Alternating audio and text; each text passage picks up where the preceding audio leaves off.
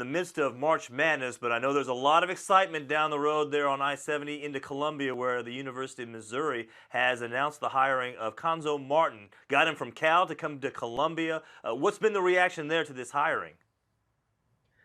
A lot of excitement.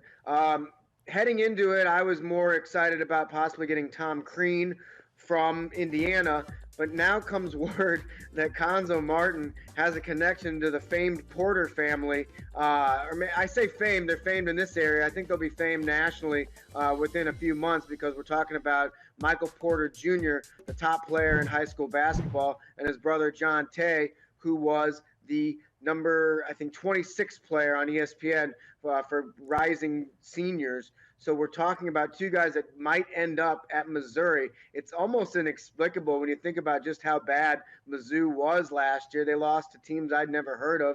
North Carolina Central, I believe it was, Lipscomb. It was just unbelievable how bad they were. And for Cuonzo to infuse this team with his energy, his recruiting ability, and possibly the top player in the country, there's a lot to like. Interesting. So, it's what, predicated on the fact that the father, Michael Porter Sr., will be an assistant on the staff? I mean, is that where does that stand right now?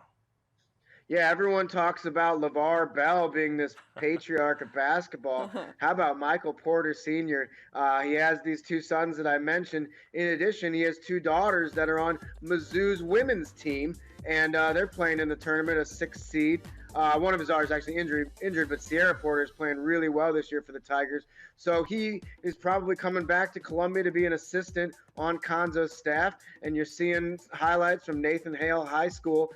They were talking about a turnaround. They had 3 wins the previous season. They get the Porter brothers and Coach Brandon Roy. You might recognize that name. Yeah. They go undefeated this year in Seattle and win the Washington State Championship in high school.